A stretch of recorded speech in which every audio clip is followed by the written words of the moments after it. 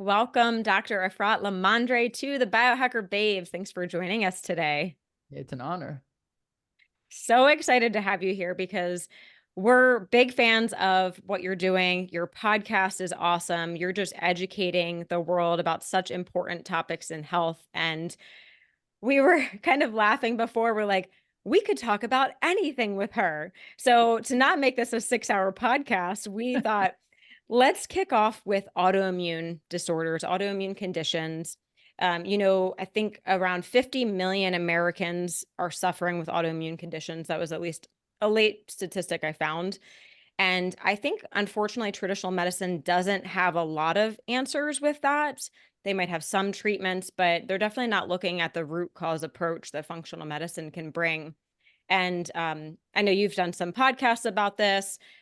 I'm going to just do a quick plug for your podcast. I love how they're quick, 20, 25 minutes. So definitely our listeners, go check that out if you want to look for a specific topic that we don't cover today.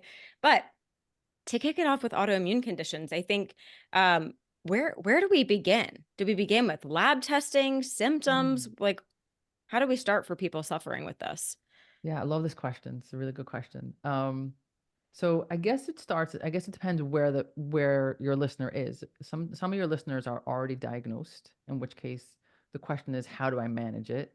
And some of your listeners are like, I really think I have an autoimmune issue. Like my grandma has Hashimoto's, my mom has Hashimoto's, I have all the symptoms, but every time I go somewhere, I'm told I don't have it. So depending on where you are on that spectrum. So if you're someone who's still on the journey, you're feeling it, you feel like you fit the profile. I would say you are correct.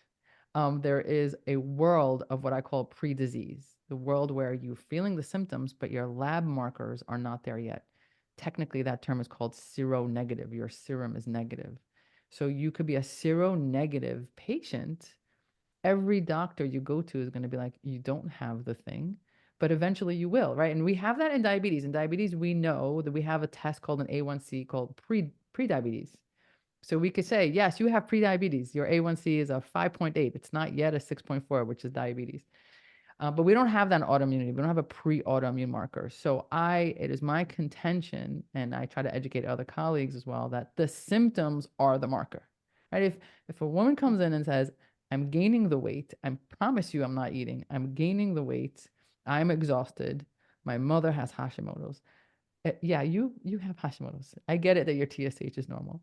Um, so for that population, I would say keep fighting the fight, listen to your inner voice, find a provider that believes you and does either other testing or has different conversations with you. And for those people who have autoimmune issues, depending on what autoimmune issue you have, some really and truly require medications, and like opting out might be a little dangerous. Um, Hashimoto's is one of those. You probably do need some medication, but getting to the root cause, which we could explore in a moment, will help you from needing more and more medication. So, Hmm. the goal might not be curative, although depending, sometimes we can catch it really early, but the goal could be management so it doesn't get worse. Hmm. Hmm. Okay. Yeah. You mentioned genetic predispositions being a huge driver of this, but we know it's not the sole cause. You could have the genetic predisposition and never awaken that gene. What are the other parts of that stool that, like, if we kick the stool over, it's going to Yeah. happen? Stress, inflammation. Love What are that. the big things that you're seeing contributing? I love that question. I'm going to go back to diabetes because it's something that people are familiar with, right? So just because grandma has diabetes and you might carry that gene, doesn't mean you're going to have diabetes. You still need to eat the pizza, right? A lot of pizza.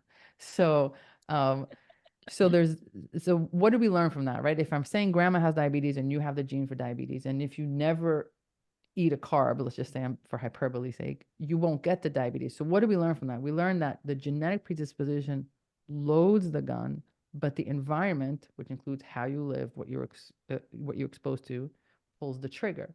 So you still need to add the environmental, let's just call them toxins or and the things that inflame to turn on that genetic predisposition to express the gene of the disease.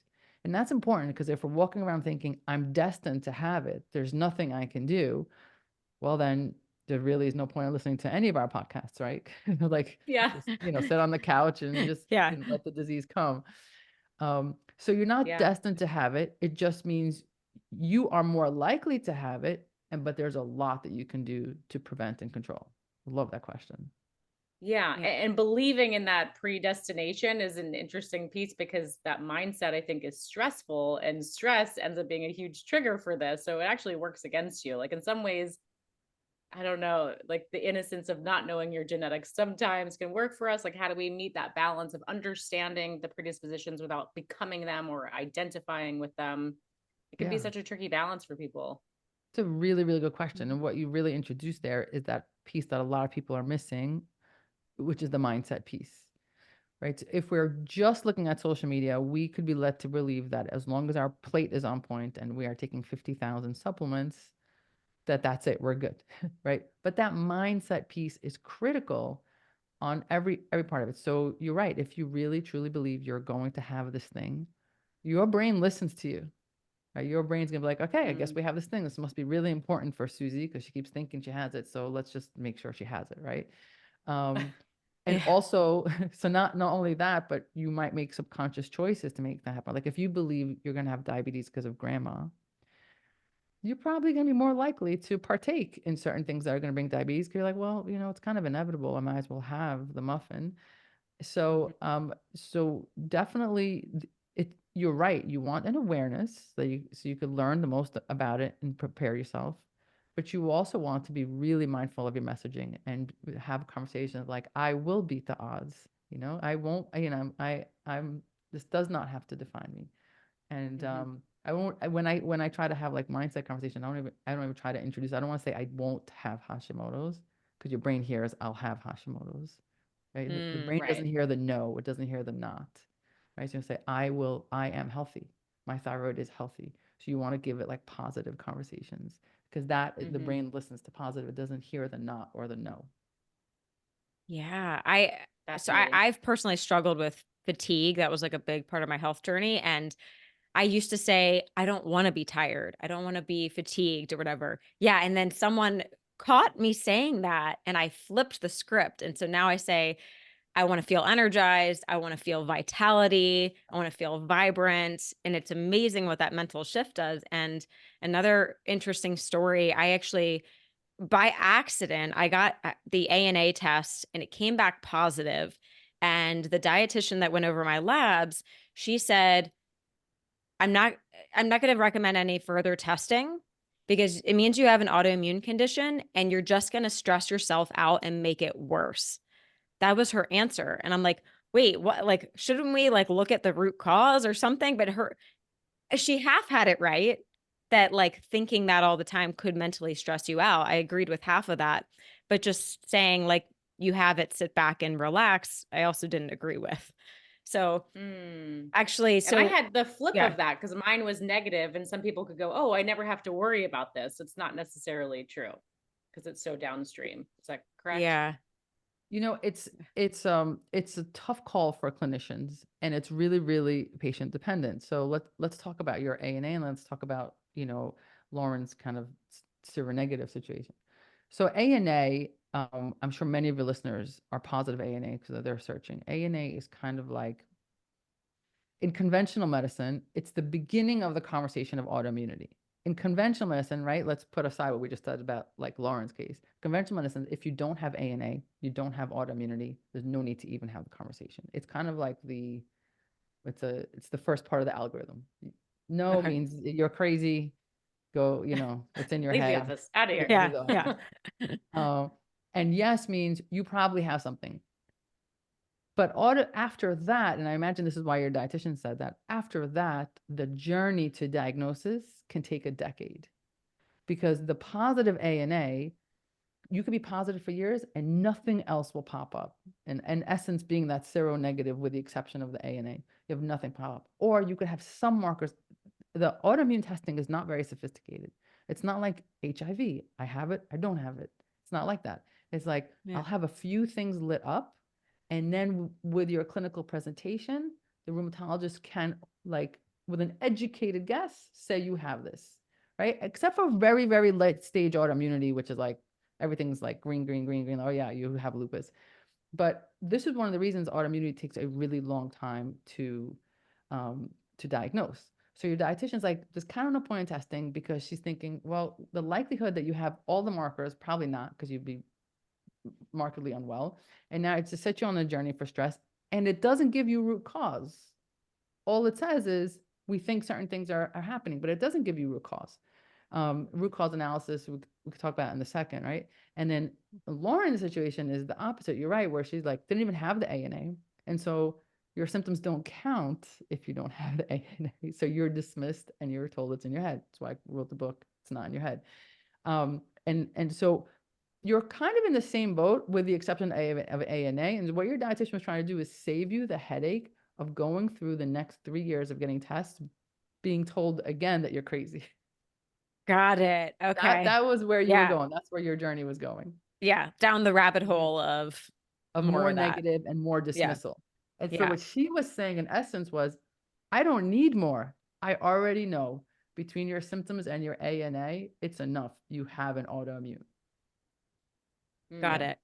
So it seems like with Hashimoto's, that testing is pretty good, right? Like you have thyroid antibodies or not.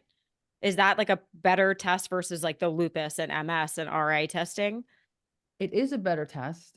What's not good about it is how the order of the test in primary care. Let me tell you what I mean. So the order of the test in primary care is you only test a TSH, a thyroid stimulating hormone. And then you will only test antibodies if those are abnormal. Just as a recap for your viewers, your listeners, the TSH, thyroid stimulating hormone, when it's high, it means your thyroid is struggling. Your brain is trying to stimulate your thyroid stimulating hormone. It's like, please wake up, please wake up. You are underactive, please wake up. So your higher your TSH, the more underactive your thyroid is. So in conventional medicine, you always do a TSH on your annual. If that TSH is normal, your brain is not telling your thyroid to wake up. There is an assumption that there is no thyroid issue. If your TSH starts to creep up, then I say, oh, okay, the thyroid issue. Let us now do the antibody test to see if it's Hashimoto's. So so that's how the testing goes. But the biology goes the other way. Biology is you will have antibodies for years, for decades before your TSH shifts, right? So that means every time I go to the doctor, my TSH is normal. I could already have Hashimoto's and not know it. So the better way to do it is to test antibodies. And if the antibodies are normal, I would say to you, hey, Lauren, hey, Renee, you have antibodies, you're cooking Hashimoto's, your thyroid's still good. It's still, the TSH is normal. We don't need medication, but you're on your way to needing medication. Let's intervene now. The reason conventional medicine doesn't do that is because the intervention is not medicine. Conventional medicine can only intervene once they're ready to give a prescription, and that only happens when the TSH is high. When we have antibodies, the conversation is, let's talk about your nutrition. Let's talk about inflammation. And conventional medicine doesn't have room for that. So to your question, it is a much better test, but we do it in the wrong order. I wonder if that will change It will in the not. future. No. Okay. It will not change. It will not change because, oh my God. You sure you Because want there's to no hear it? money to be made off of eliminating gluten, dairy, looking at heavy metals. Where's the money? Correct. By the way, I teach every spring in our local college here, healthcare policy and finance. So this is like, yes, correct. It's not malicious. Your doctor's not the one who's like, oh, this malicious person doesn't want to do it. But the doctor just learned an algorithm. Totally. The system, and it's really important because sometimes we get mad at the doctors and they are just as much victims. The system only reimburses for illness. It does not reimburse for unwellness, right? I have a thyroid issue. I can diagnose it. There's a code. I can medicate. Great. I can code. I can get paid. If you have a normal thyroid and I'm going to spend time talking to you about gluten, I'm not getting paid for my time. There are no codes for this conversation. So the system is designed not to do that. And the other part of it is it would be lovely to do antibody testing on everyone, but most people will be negative, and that's a waste of money for the whole system. So it's not going to change. It's still going to go this way. If TSH is high, then antibody. So you need to be a savvy consumer and say, listen, this is what's going on in my world. I am really asking you to do antibodies. And most clinicians, if you ask very directly and nicely, will do it for you. If they don't and you ask nicely, then you should probably leave. Yeah. Good Good advice. Yeah. Mhm. So, Yeah. okay, so maybe we can circle into the nutrition and the root cause. Where do we begin with that? Is there any lab testing, or do we just start cleaning up the diet? Good question. And by the way, for those of you actually watching this, I have a tissue because I have really bad allergies today, so I apologize for the No. visual. Really Oh. bad right now. Really bad. Really Oh. bad. Yeah. Yeah, even in Vegas, we have like this weird dust that kind of comes out in the air every spring. It's like Yeah. it's not So this pollen. is I don't know what it is, but yeah. that's what, Yeah, if I go outside, I'm like blowing my nose. It's awful. yeah, exactly. Okay, so where do we start? Since you mentioned Hashimoto's, let's go with that one because that one's super direct. There is Okay. no question that if you have Hashimoto's, you have a gluten sensitivity. There is no question, period, full stop. Gluten, so that means that you probably have a leaky gut, and now you've become sensitive to gluten. That does not mean you have celiac, which means you'll go to GI. He or she will say, you don't have celiac, you're crazy. Your biopsy will be negative, your blood work will be negative. Awesome, great. But you are Ah. gluten sensitive. Yeah. Non-celiac gluten sensitivity, NCGS. That is what you have if you have Hashimoto's. Really, period, full stop. So you have your gluten's going into your system. The gluten protein shares a molecular similarity to a particular enzyme in your thyroid. And so as your body develops antibodies to the gluten protein, it is at the same time developing antibodies to your thyroid. It's a process called molecular mimicry. So every time you're eating your very healthy seeming whole wheat sandwich with turkey because you think you're on point, trying to lose weight because you're gaining weight from those Hashimoto's, you're actually creating more fire towards your thyroid. So if you're cooking Hashimoto's, have Hashimoto's, you have to omit gluten because otherwise what will happen is you will every year need a higher dosage. And like, well, what's going on? Why is my dosage higher? Why did I start at 25? I'm at 225 because you never eliminated the root cause. So with Hashimoto's, it's almost linear. It's gluten. And then you might also have other foods that you don't associate with gluten that cross-react. For example, for some people, like legumes, quinoa, for some people, the body processes those as gluten similar. That requires some food sensitivity testing, but I'll get to that. So in general, you're asking me what nutrition should I have for autoimmunity? I try to really minimize lab testing until we hit a wall, like functional labs. They're very expensive. They sometimes lead you in a funky direction. So after you spent all this money, you might be like, oh my God, I don't have an answer. So you really want to make sure that you did everything possible not to need it. That's how I approach, which just means let's just clean up. Let's go gluten-free. Let's go dairy-free. If possible, for 30 days, I like to go a little bit more restricted temporarily just to see how we feel. So this is what I do. You're going to do all your symptoms, write them all out, give them a number. Because remember, we can't track your labs. Your labs are fine. We have to track your symptoms, right? So all your symptoms, do a really good, strong elimination diet. So I actually in my elimination diet say no grains, no dairy. So not just gluten-free, but no grains temporary, no dairy, no legumes because of cross-reactivity. And of course, no sugar. So you're basically eating a protein, amazing veggies, minimal fruit, and of course, fats. Is that like AIP? Similar to So it's AIP? without the AIP also removes eggs, right, and nightshades and nuts. I Oh, right. I Okay. reserve AIP for my very, very ill clients because Okay. that is really That's a intense. hard one. It's a hard one. Ooh, no So eggs alone is a tough no one. eggs and no nuts. It's like, where's your snacks? Like, what are you grabbing and going, right? Hard-boiled Yeah. eggs and Mhm. nuts. Like, I think I live on that. So AIP is without, for anyone listening, AIP, right, is without the eggs, without the nuts, without the nightshades. So it's basically AIP with those things in it. Okay. So you do that, and you give it a good 30 days. Like, don't be like 1 week, I don't feel better, this is nonsense. Give it a good solid 30 days, and then re-ask yourself the same questions, give it a grade, and pay attention. your symptoms may not have gone down to zero. Your joint pain and brain fog maybe didn't go to zero. This is where people mess up. Like, I still have joint pain. This didn't work. But did it get better? Did it go from a 10 to an 8? Did it get better? If it got better, we're on the right track.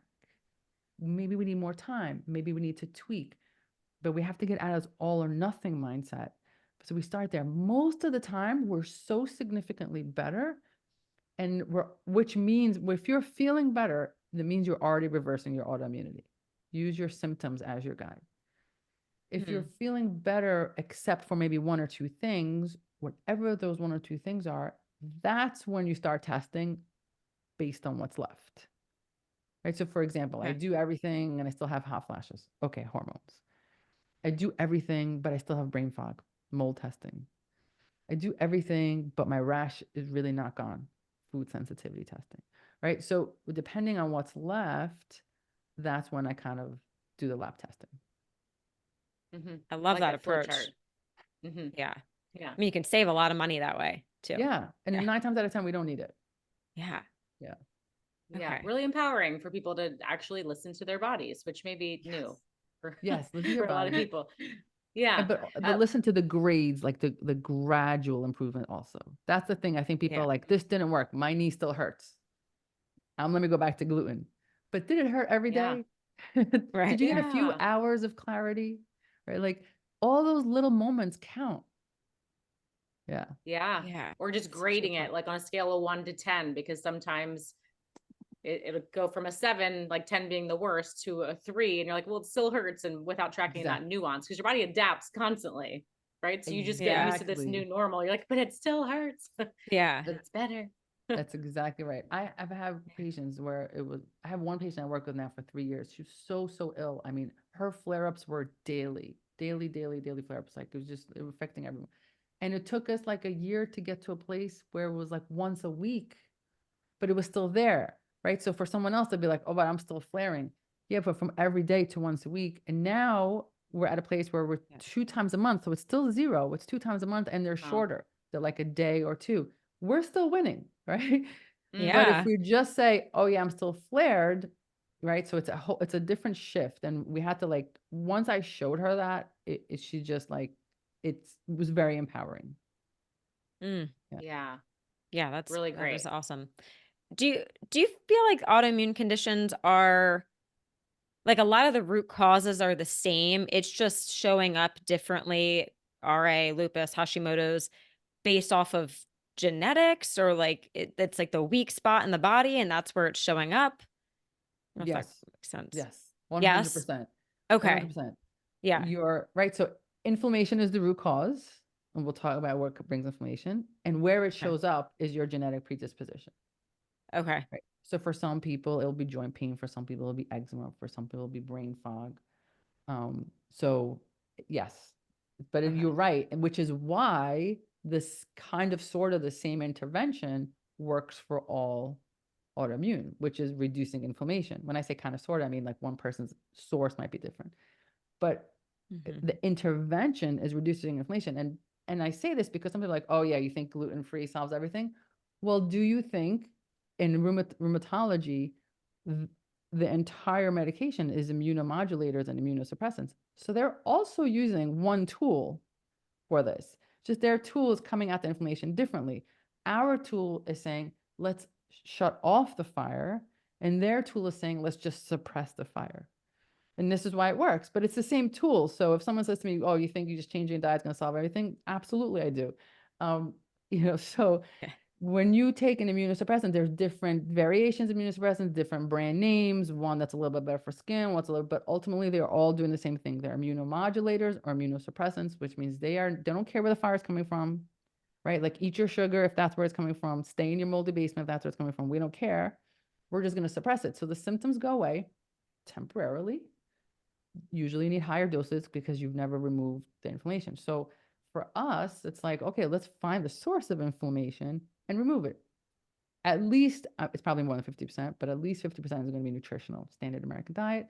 But even if you're not on standard American diet, like you're someone who eats pretty well, I have a lot of patients come to me like, I've already been doing this for a while. No one comes to me straight from McDonald's. They've already been around, right? They've been to 1,000 doctors. They've listened to all our podcasts. They're like, I already eat pretty clean. And I'll say, yes, I am sure you do. I have no doubt that you do, but you're not eating clean for you. You're not eating clean for you, right? The avocado for you might be a mess, right? So I'll give you a case study in a moment. So, so nutritionally, and then after that, we come up and we figure out what other things are in your world. Are you working? Are you podcasting from your basement? We're probably that's probably where it is, right?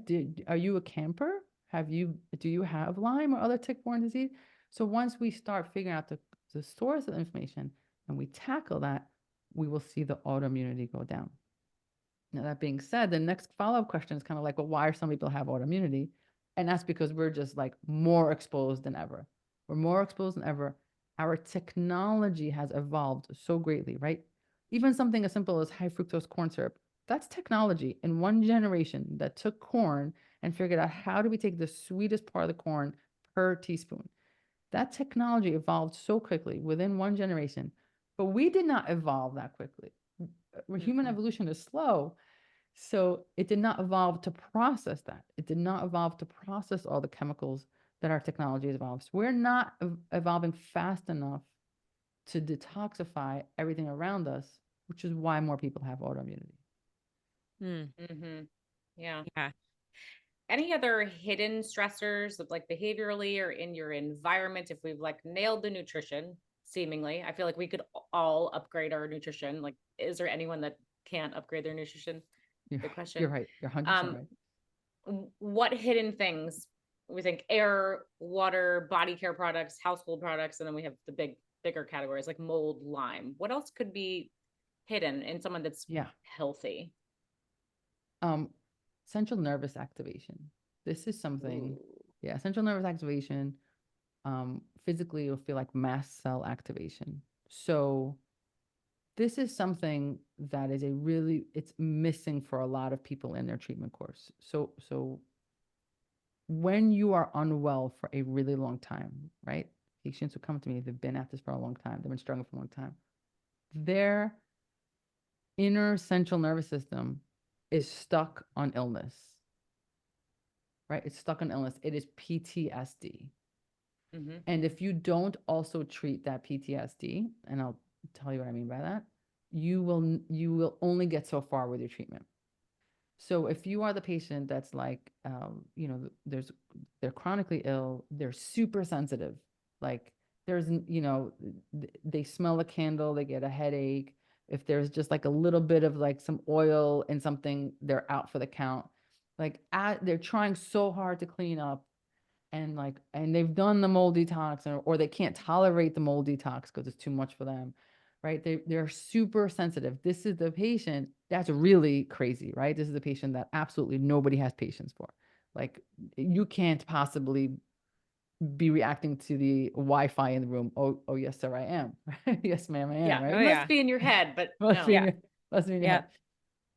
What's happened there from years of being unwell is that the body is stuck. And I use this metaphor a lot, which is, if you have a dog that has been abused and now you've adopted that dog, you're in a loving home. Every time someone slams the door, this dog is in the corner shaking. You cannot verbally tell this dog, it's good, it's safe here. It doesn't understand language.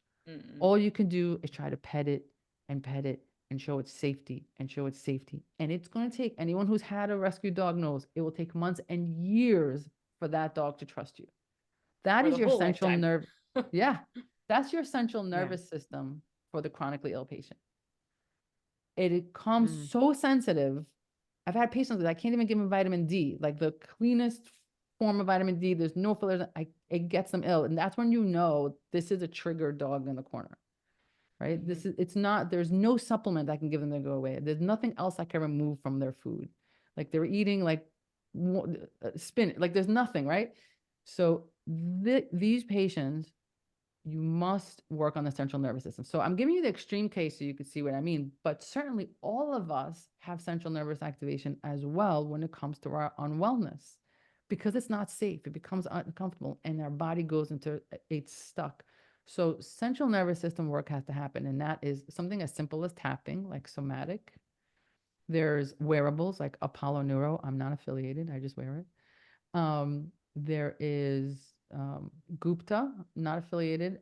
He has specific meditation courses specifically for the chronically ill. So it's, meditation is wonderful, but this is specifically designed for chronically ill patients, fibromyalgia in quotes, right? Your chronic fatigue syndrome in quotes. These are the people who are stuck. Their central nervous system is stuck. And then there's also another great program called Unite, UNYTE. I am affiliated with that. And I just like to kind of be transparent. So all of these, I actually use all these modalities, and and these are small little exercises, like 5 minutes of Unite, 5 minutes of the Gupta, the wearables you can wear throughout the day. And then over time, you start seeing that things are a little calmer. It takes time. So that is a secret thing, I would say, secret, not secret, that a lot of people are not paying attention to. Yeah. I'm so glad you absolutely. brought that up. What about, But there's also, go ahead. I was gonna say, what about like vagus nerve Yes. stimulators or I was anything? gonna ask. Yes. So Oh. Unite is a vagus nerve you're trying to calm your vagus nerve, because your vagus nerve runs from your brain in, right? So it's like, it is the gut brain connection, right? So Unite is basically, it's like music, and in the music there are tones that you cannot appreciate consciously that actually go through the nerve in your ear. It's called the Arnold's nerve, if anyone's geeking out, and then which reverberates to your vagus nerve. And that, it's basically, if you take a moment and hum when no one's looking, like a nice deep hum, and you feel that reverberation and it's calming, right? That's where the Om comes from in meditation, in yoga. It's calming. What you're basically doing is stimulating your vagus nerve to calm. When you take a deep breath, the reason it works is because you're stimulating your vagus nerve, right? So there's other ways to stimulate it, and one of it is through your ears. So yes, all of that. Okay. I catch myself Cool. humming sometimes, or just like making noises.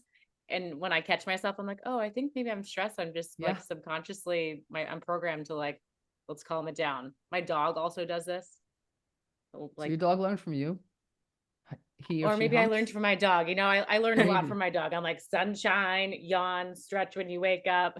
I love that. Regular activity. I love that. This also could be something imprinted from a child. A lot of the central nervous stuff is imprinting from our childhood. So good and bad, right? Bad, not bad. You know what I mean? Good, helpful and not helpful. So the humming could have been something that you did to calm yourself as a child, and now you don't even realize that you're doing it. So it's actually really great that you have that in your toolbox. It's awesome. Hum, sister. Do not Yeah, it do feels not suppress good. that hum. Sometimes I feel like a weirdo, but I'm like, yeah, whatever, humming. This whole What world, about, like, once you're in this world, you're in the world of weirdos. It's fine. yeah, proud, so proud. Nothing is too weird now. Yeah. Exactly. Yeah. What about this like negative vicious cycle that we get with vagus nerve dysfunction and leaky gut? Because there's probably only so much tapping we can do if we're not actually healing the gut. It's just going to keep recurring, right? So how we have to come at it from both sides, a little bit of a chicken or the egg. 100%. You do it all. I mean, the central nervous and vagus nerve takes time. So you do it. I would say most of my patients are not ready right away. This is usually what happens. Oh my God, I'm so sick. I'm bloated all the time. Everything hurts. Let's start with nutrition. People are kind of ready. They kind of know they're going to step into that. It's coming. And I'd like to go as extreme as they will let me. You have to customize. Some people are like, hey, it's not happening. And so if we could talk you off from like down to half a sleeve of Oreos, that's good too. But generally speaking, we want to eliminate, because you want to see how quickly you do well. So you should do that. And then of course, you have to repair the lining. So that's supplements. So repairing your leaky gut is part of it, is removing the things that agitate it, right? We're not going to be eating McDonald's, but then we do have to use supplements to kind of help heal it. We do at some point want to introduce probiotics. I try not to do that too soon because that can create a mess. When things are calm, we want to repopulate the good bacteria in there. And then you kind of start this place of like some reintroduction of some of the things, right? We're never going to reintroduce gluten and dairy, but it'd be nice to reintroduce maybe like chickpeas, right? Depending on how it is. So now we're in this phase, and now like person's calming down. I like to say that people's health are kind of like finances. You can be in credit card debt, You could be living paycheck to paycheck, or we can talk about longevity, which is your 401k plan. So most people come to me in credit card debt. They're like, I can't take this anymore. So it's really not a place to talk about longevity, vagus nerve stimulation. Like they're just like, dude, great with your humming, but my knees hurt, right? Yeah. So you have to, Yeah. you kind of have to meet the Survival. base. Yeah, the survival, like you hum yourself to death, right? So you have to get them out of this like acute stage. And then you're in this like living paycheck to paycheck stage, which is like one false move and I have a flare up. So not everyone's ready at that point. It depends. But that's a place where you can start having these higher level conversations like, okay, look, this is happening. This is working. This is where we're at.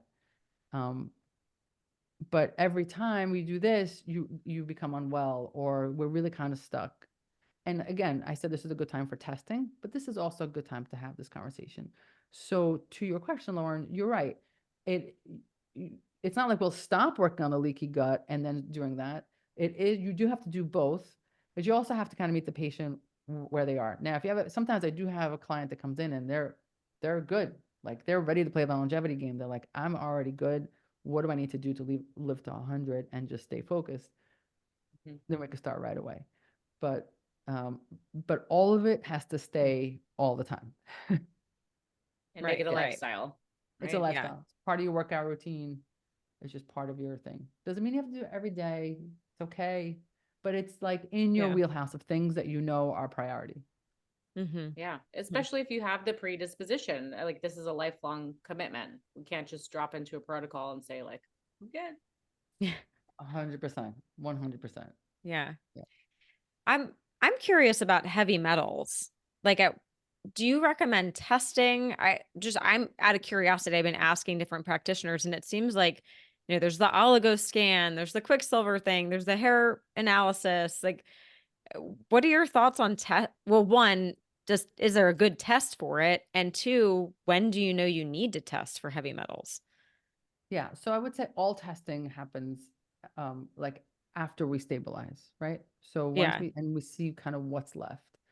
So if you're having like neurological issues, I tend to go more mold than heavy metal, but Okay. it's not impossible. I really like urine testing for that. I don't love hair samples. Hair samples are easy in the sense that you don't need a provider, right? So you could just, they Right. tend to be companies that you could order on your own. Um, Mm-hmm. it's just, and there is science behind it. So I don't want to like throw anyone's business under the bus, but it's just the nature of how things get into your hair. We're not really sure. Is it still a problem right now? Right? It takes a long time. Is it still a problem? Is it possible that it's going to be positive and it's already not in my system? How much? How are we quantifying? So Yeah. This came out of my head a long time ago. yeah, it's kind of a hell. Yeah. Yeah. Yeah. Or is it in your brain? Is it like lodged somewhere and not coming out? Yeah, right. So not exactly. It wouldn't be necessarily a brain. It would be, these things tend to be more in your fat, right? So when we're Okay. talking about mold and when we're talking about heavy metals, and there is fat in your brain, so it's not unreasonable what you said, but just want to be a little more precise in that. Got it. What Yeah. happens with these things is that when our body can't detoxify means comes out in our poop, comes in our urine, comes in our sweat. That means it has to be water soluble. There's a process that takes every single chemical that we have, good and bad, and turns it into water soluble. When it can't, it stays stored in fat. Mm-hmm. The urine test is great because especially if you give yourself a challenge, like a glutathione challenge before, there's different challenges for whatever you're testing for, where you're kind of forcing your body to go into the fat and detox a little bit. In fact, some people feel very unwell from the test itself because it's like this kind of rapid detox. Yeah. The provoked. And then Yeah. you get it in the Dumping. urine, and that is like in the past 24 hours, that metabolite. So I tend to like urine tests. I am sure there are other providers out there that will swear by hair, and I'm sure that they're correct too. It's different strokes, different folks. So I like urine tests. I happen to really like real-time labs. They're really good, and I like Doctors Data, Labrix, not affiliated. And so I like using they're testing a lot. It's very replicatable. They have a lot of science behind it. And they also have great practitioners that you can call and ask, what's your take on here? Why did this test come out that way? And I always feel like when a company has like providers on call, not like a customer service rep, like other doctors and Ps that you could talk to, it's a super valid company. I love that. Oh Yeah. yeah. Not someone reading a script. You're like, oh, Yeah. this is Exactly. you." Exactly.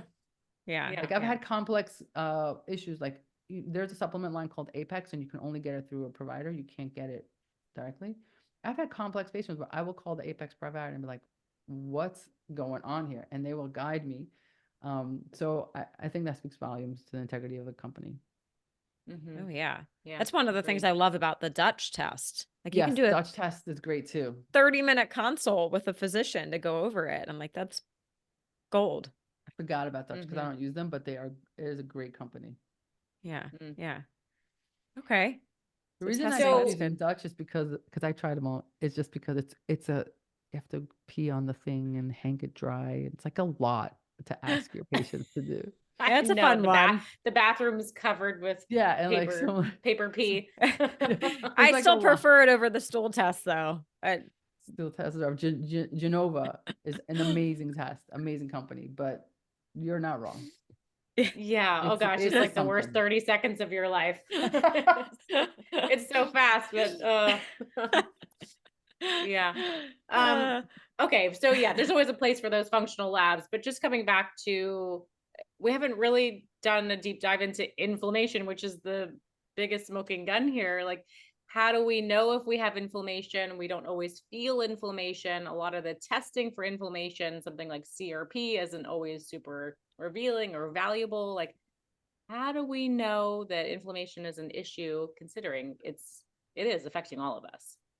If you don't feel well, you're inflamed. That's it. If you don't feel well, you're Period. inflamed. And I just did a class for other like NPs in primary care, and I'm trying to teach them that. And I'm like, there's one surefire way to know if your patient is inflamed. And the answer is to listen to them. That's a surefire way. Mm. Because again, we're going back to that seronegative patient, right? My inflammatory markers may not be up. We have this, like, not us, but in the medical community, we have this arrogance to think that our testing is really sophisticated. It really isn't. I mean, it's great than it was 50 years ago, God bless, but it really isn't. It's not the be all end all. We don't really have sophisticated enough tests to tell us when someone's inflamed in a way that can really give us the picture. One, it ignores those who are inflamed and we just don't meet those parameters.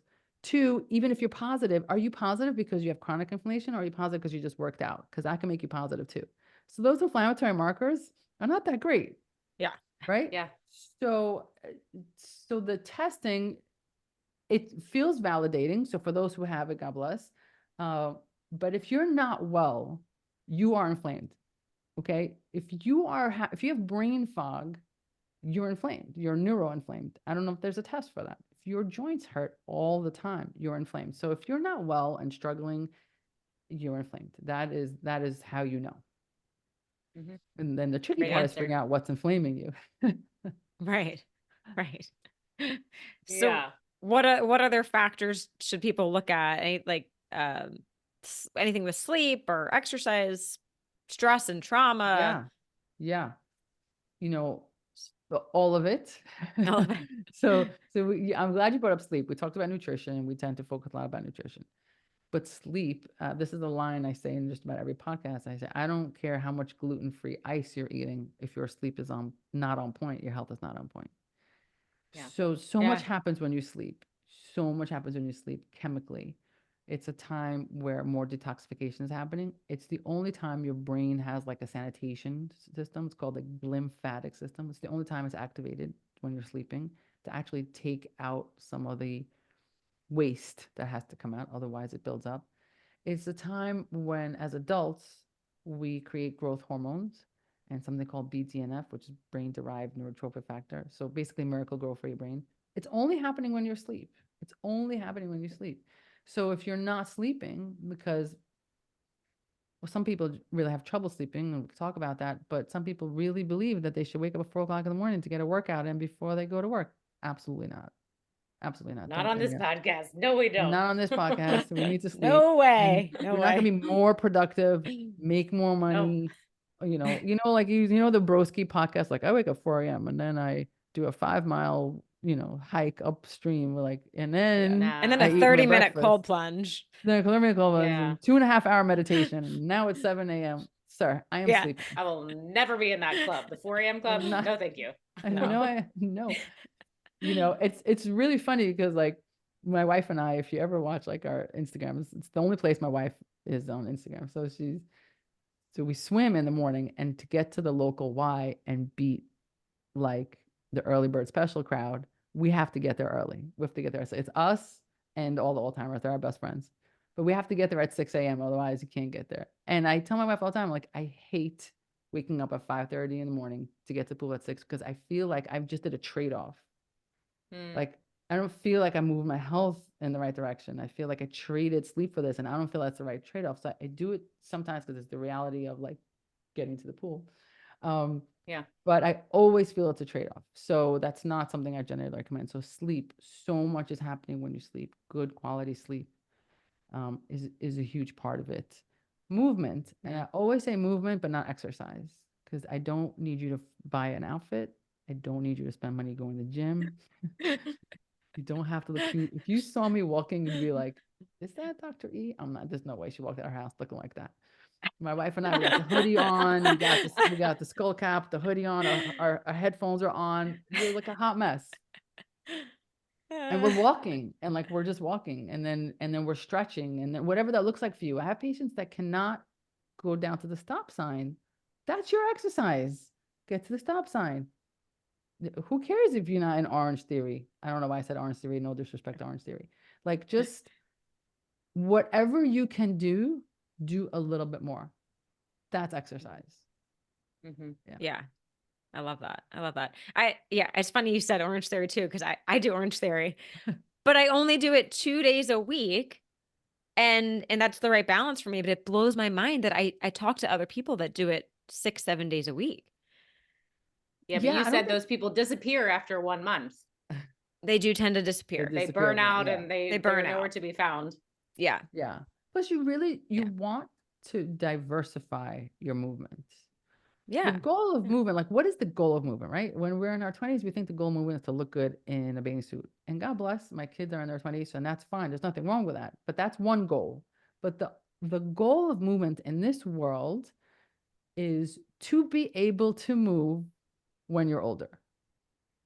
To be able to, if you're doing things that are injuring you, you're walking around like, oh, I can't. Every time I do a black workout, I'm out of commission, or I'm a weekend warrior and it takes me 4 days to recover. That you've missed the point of movement. You want to be able to move so you can continue moving, right?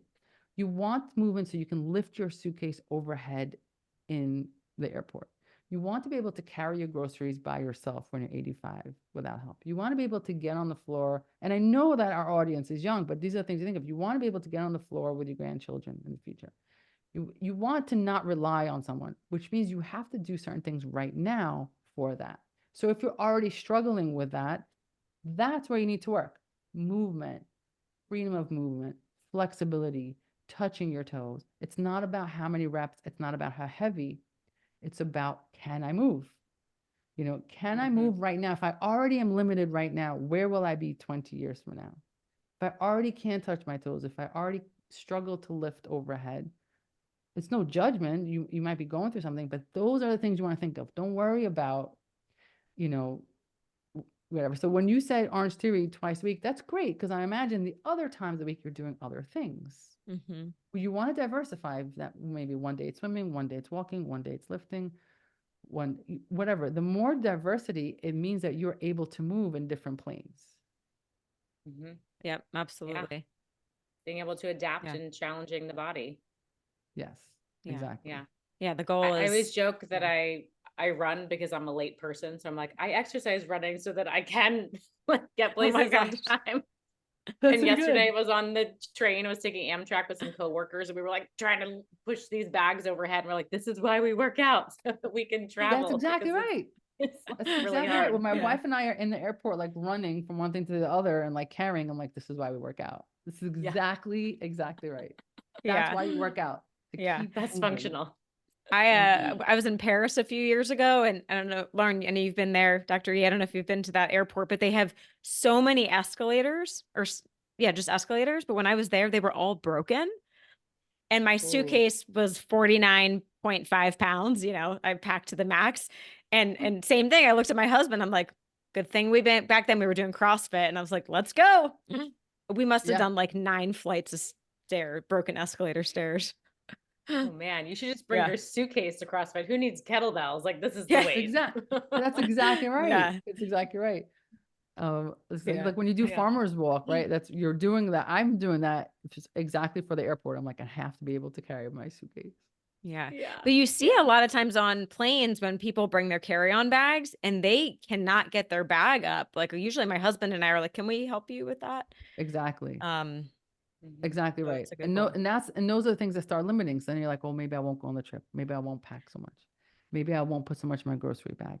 So this is how our world starts to Yeah. get limited, because we're starting to think, well, I can't do this. So let me make certain choices. And that's how our world gets smaller and smaller and smaller. So that's what movement is about. Mhm. Exactly right. Everything you just said. Yeah. Yeah. Yeah. I want I to keep love your traveling the philosophy world. on that. Yeah. I want Yeah. you to keep Too. traveling the world, Me too. but maybe Yeah. not 49.5 pounds. Like maybe like an overnight carry on. I'm working on Yeah. learning how to pack my clothes better. Yeah. Renee likes to pack her whole house if she can. I'm the worst. I'm the worst. But you're Yeah. so fit. Yeah. I try. Yeah. Mine's the opposite. I try to do, well, how much can I push into this? I will travel like all over the place with just the carry on. I'm like, I'm gonna make this happen. Teach me your ways. Well, I also only wear like my EG Healthcare and the New Method t-shirts everywhere I go. So it's not fair. I wear the same thing every day. Yeah. Well, that's smart. It works. That's very smart. Yeah. I love that. Thank you for Oh. teaching us about autoimmunity and how to travel better. And how to travel. Yeah. So we want to respect your time. 2 more questions. One, where can our audience find more of you? I appreciate that. So it's Dr. Efrat LaMandre, and I know it's hard to spell, but you'll see it somewhere on your captions. In the show everywhere, notes. on Yep. every platform. The podcast is called The New Method, new spelled with a K, because you guys always know, you always knew there's a better way. But yeah, you'll find me everywhere. There's also a free course that I give. I really don't sell anything, because what I like to do in my time is speak. So just get on there, take what you like, and enjoy it. Amazing. Thank you. Thank you for all that you're doing. And Of course, last it's a pleasure and question. honor. Ooh, one more question. More If questions. you could give our audience one final piece of advice, something that they could start integrating today to optimize their health, what would it be? To integrate today to optimize the health. It could be a Integrate today. repeat or just something that feels really high priority for you. I would say sleep. Find a way to sleep. Yeah. Love it. The best. But can I do the second one is like to hug the people that you love a lot. Yeah. Oh yeah. Get that oxytocin going. Yeah, exactly. Yeah. Very good Oh, one. I was great. reading someone, I don't know who it was, someone published this long list of like life advice. And right smack in the middle, it was like hug people longer than you think you should or want to. Like just hold on just a little longer. Oh, that's nice. I like that. Yeah. Yeah. Don't be the first one to let go. I think. Yeah. Unless you have 2 people like that with that advice, and they're like, wait, how about now? We've been here for an hour. We're gonna miss our pool time. Let's go. Yeah. All right. So Well- sleep well and go hug someone. That's your Yes. advice. Love it. Someone that wants to be hugged, please. Oh, Don't just hug random people. good asterisk there. Little disclaimer. Thank you. Yeah. Oh, Me.